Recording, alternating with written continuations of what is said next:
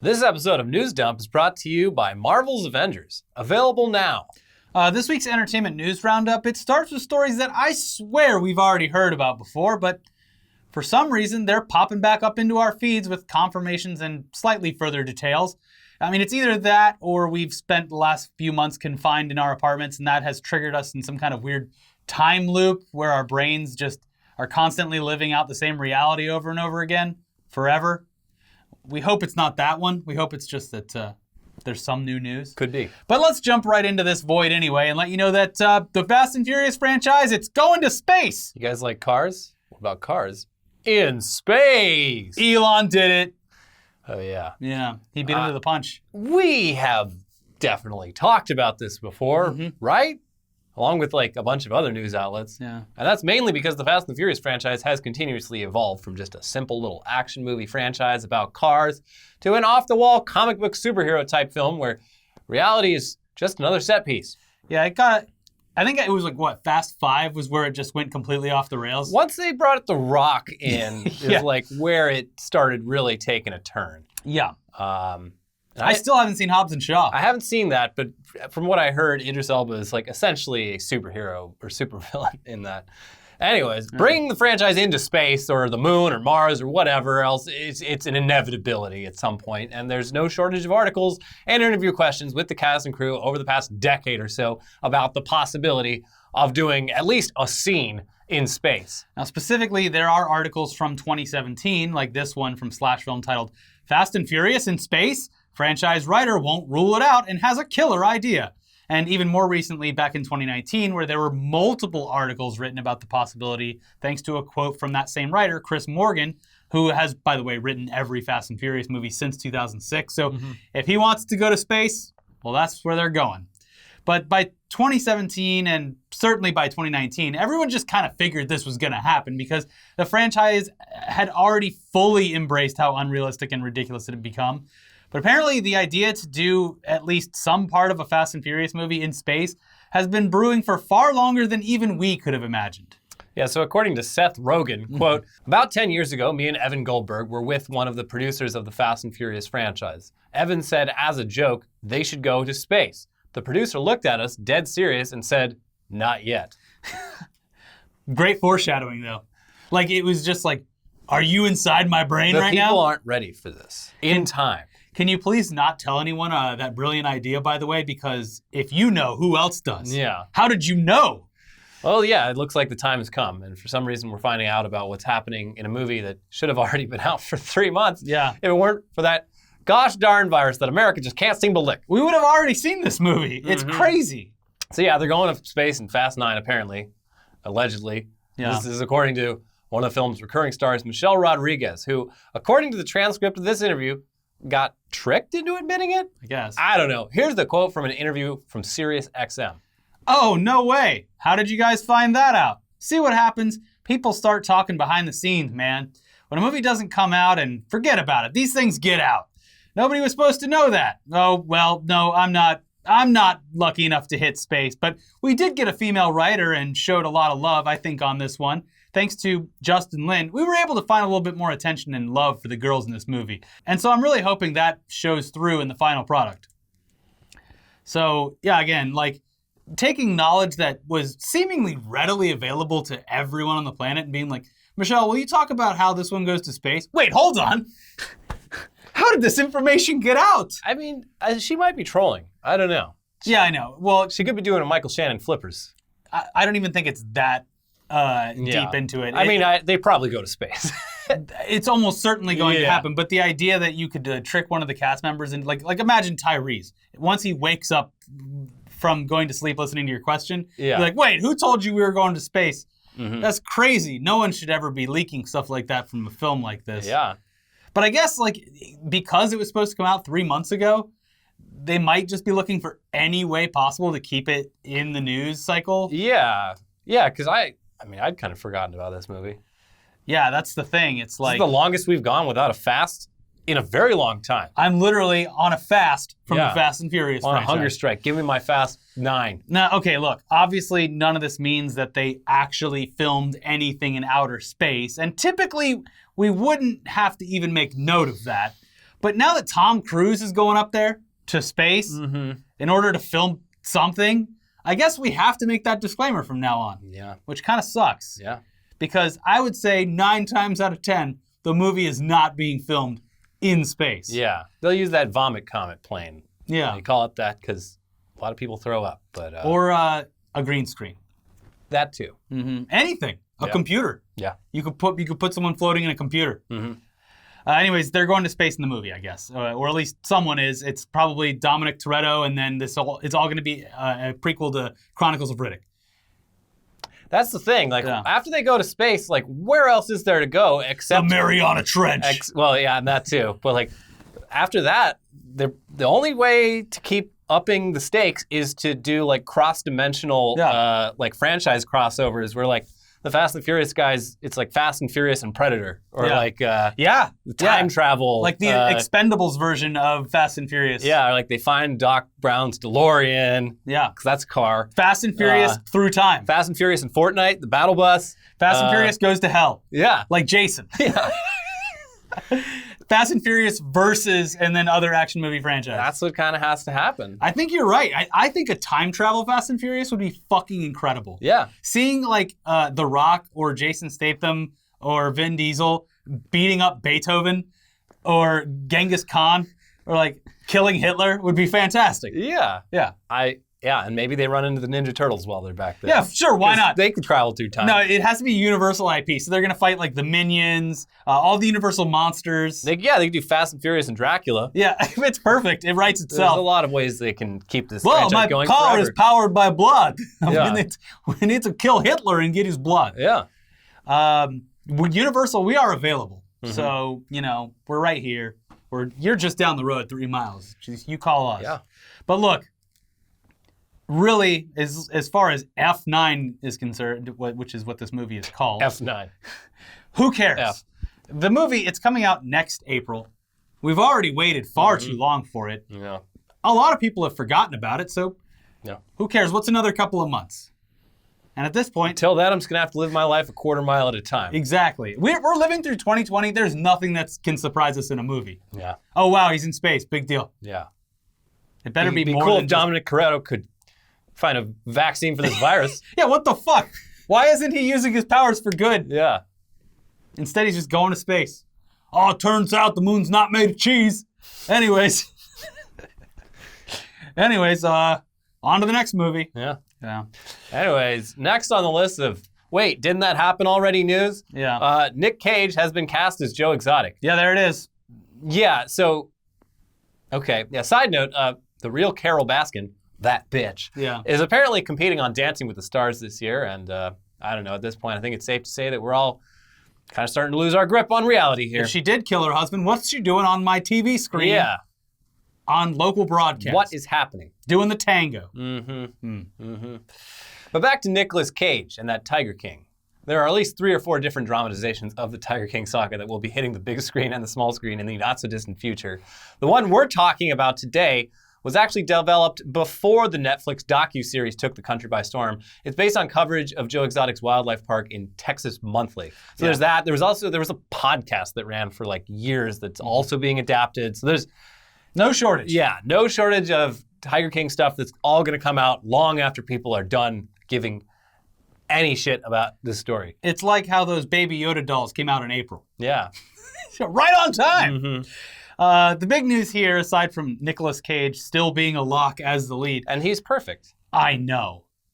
He really is. The big news is that Amazon is now officially involved and will be like bringing the series to the masses, I'm assuming through Amazon Prime. That seems like a safe bet. The show will be obviously fully scripted. It's a drama series after all. It has 8 episodes currently ordered, and per Variety, the Cage-led series will live in the lion's den with Joe, explore how he became Joe Exotic, and how he lost himself to a character of his own creation. But like we just pointed out, will anyone care at all once it's released? Or will we view the Joe Exotic saga as just another thing from 2020 that we'd rather forget? I mean, if it were anyone aside from Nic Cage in the role, I'd probably be a lot less interested. But it's pretty safe to say that just seeing him act as Joe Exotic is enough to get me to watch It's at least a great couple role episodes. for him. I recently watched the movie Color Out of Space, which I've been meaning to watch that. came out like last year, and I liked it a lot. It's probably going to be a little bit divisive, but Is it as good as Mandy? it's like if you liked Mandy, I think you'll probably like Color Out of Space. I loved Mandy. But he's great in it. It made me remember what a good actor he is. Yeah. He's so good at just a very specific type of role, which is the Nic Cage role. Yeah, I recently went back and watched, what is it, Port of Call, New Orleans, or what? Bad Lieutenant. Bad Lieutenant. Yeah, that's another Nic Cage role. Yeah. No one else could play that because it is a Nic Cage role. Yeah, it's a great.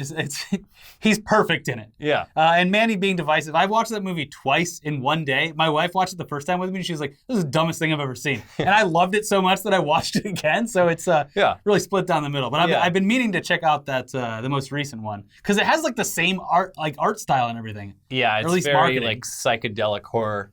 Yeah. Anyways, speaking of remembering things, hey, you guys, remember the Avengers? Yes. Well, now you can become one thanks to today's sponsor, Marvel's Avengers. Mm-hmm. Marvel's Avengers is an action-adventure game where a young Kamala Khan must reassemble the Avengers to stop AIM in a future where superheroes are outlawed. Combining an original cinematic story with single-player and cooperative gameplay, Marvel's Avengers delivers new heroes and a new narrative on an ongoing basis for the definitive Avengers gaming experience. Assemble up to 4 players online, master abilities, customize a growing roster of heroes, and defend the Earth from escalating threats. It's available now, so embrace your powers. Visit playavengers.com for more info. That is playavengers.com, or just click the link below for more info and check it out. Thanks for sponsoring the show, Marvel's Avengers. Thank you. Speaking of gamers. What's up, gamers?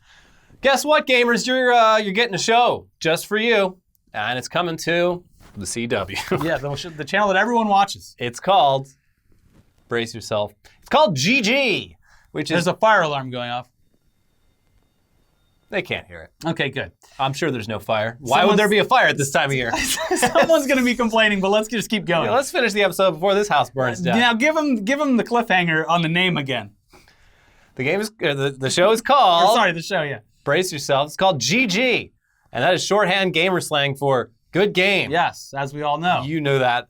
The show is a 1-hour drama with comedic elements. It centers on the adventures of a rebellious young female excelling in the male-dominated gaming industry. Wait a second. The story will be told through the young woman's perspective. Throughout her life, she struggles with acceptance in the gaming world when she suddenly seizes an opportunity to join a professional esports team and experiences the glamorous, competitive, and mind-bending world that follows. So they should have called it, GG stands for girl gamer more like. I can't wait to see the discourse online. This is bullshit. Why isn't anyone telling my story? GG fully captures the challenges of women continuing to fight for recognition in the gaming world. Now, this is absolutely, you're going to get like the quartering and like all the usual like Ian Miles Chong. Yeah. They're probably already on us. Listen, you can go watch Grandma's Boy. It's fine. Yeah. And everyone's talking about Grandma's Boy right now because of that scorpion chair. Huh? You didn't see the scorpion chair? No. I think we've actually reported on it before, but it's like there's now like an actual moving video of it where you like slide into it and it just takes you over. Oh, yeah. Yeah. Is it the Acer Predator Thronos? It's like that, but I think it's a completely different thing. It looks like an actual scorpion with legs. Yeah. And it just sucks you into its thing. Yeah. But, I mean... Go watch Grandma's Boy. It's perfectly encased in time in 2004, is it? Something like that. It was a long time ago. But anyways, if the GG Good Game show sounds at all familiar to you, it's because that show already exists.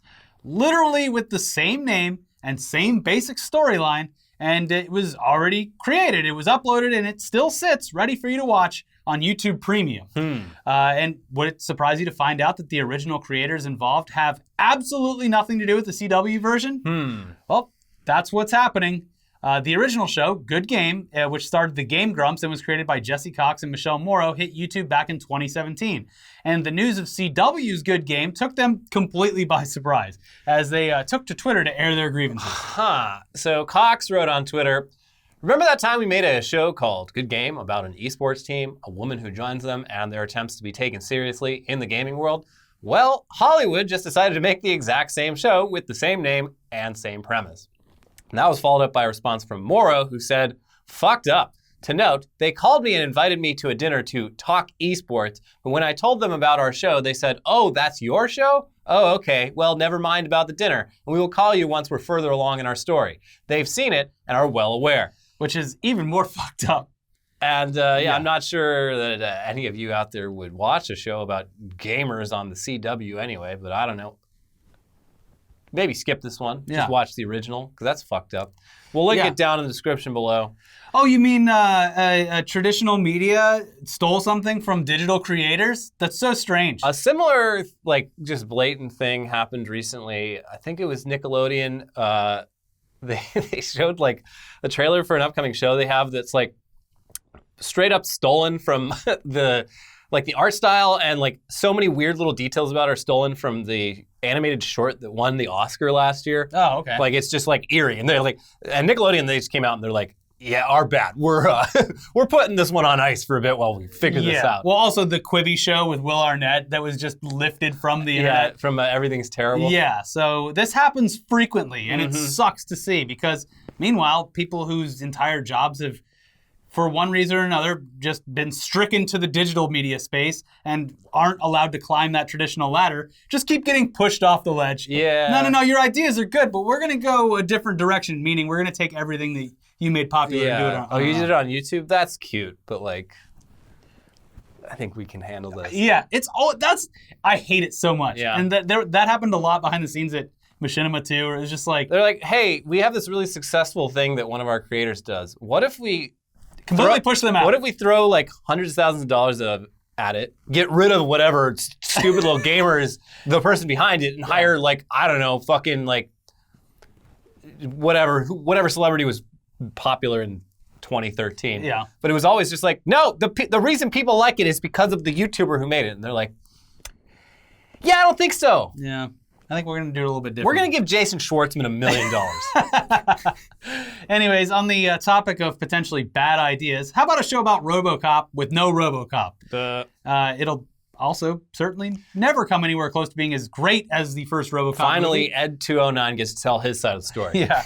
Now, listen, we're not going to shit on this one as hard as a lot of people and outlets have done online, but I think it at least has a little potential. If it comes to fruition, it's going to be a prequel series, which obviously explains the distinct lack of a actual half robot, half police officer, but it's going to center around the character Dick Jones, which is one of the head guys behind Omni Consumer Products, who, came up with that whole enforcement droid, Ed 209, which could replace all police officers and make the city streets safer for everyone before it accidentally shredded one of his coworkers to pieces. You have 10 seconds to comply. Yeah.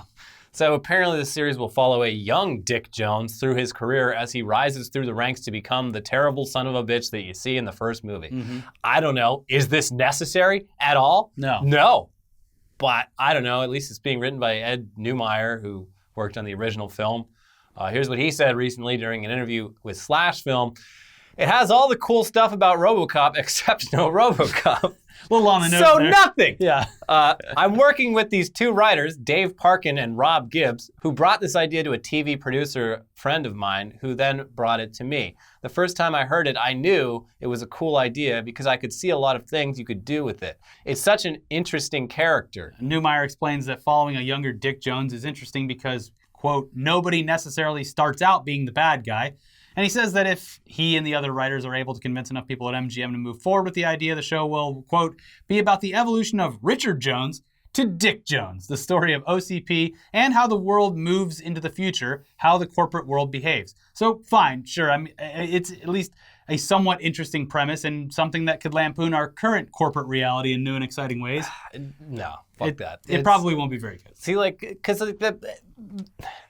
even if you're taking RoboCop and removing RoboCop, the future, everything about the world that RoboCop exists in, it's the future of the mid-1980s. It's not our future there, right actually, now. Yeah. Yeah, and the specific dystopian aspects of it are directly tied to things that were happening in the 1980s with privatization and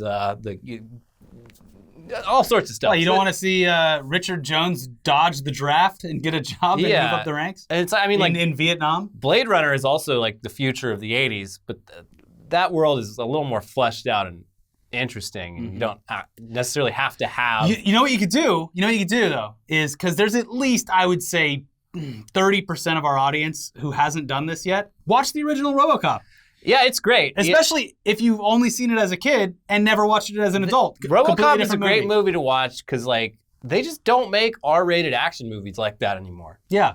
Like, it's like darkly funny. It's violent as fuck. A guy gets his dick shot off. Yeah, and apparently it was toned down.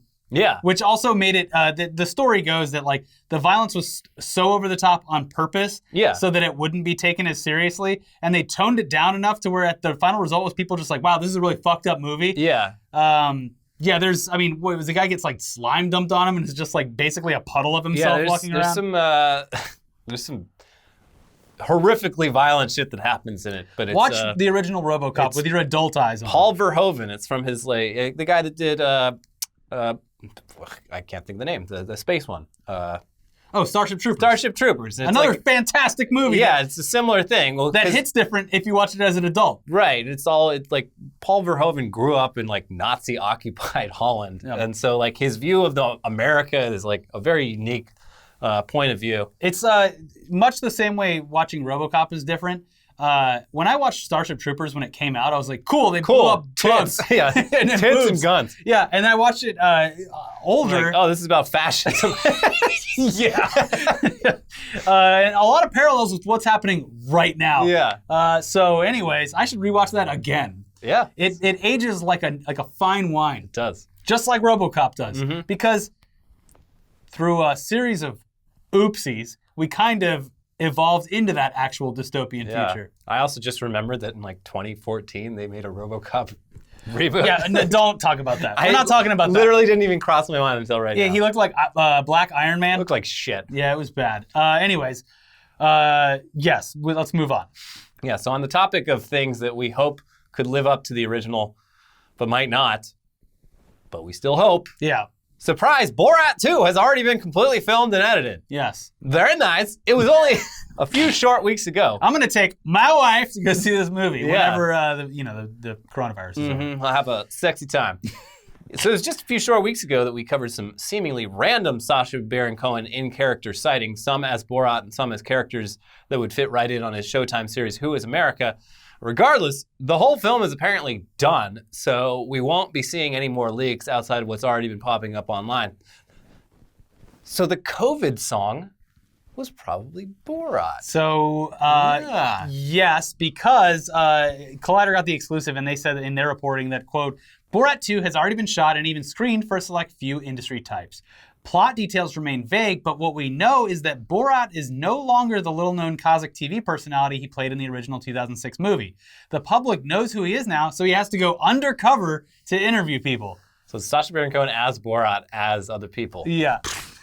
Also, I cannot believe it came out 14 years ago. What? 2006. Oh, God. I know, I'm very... No.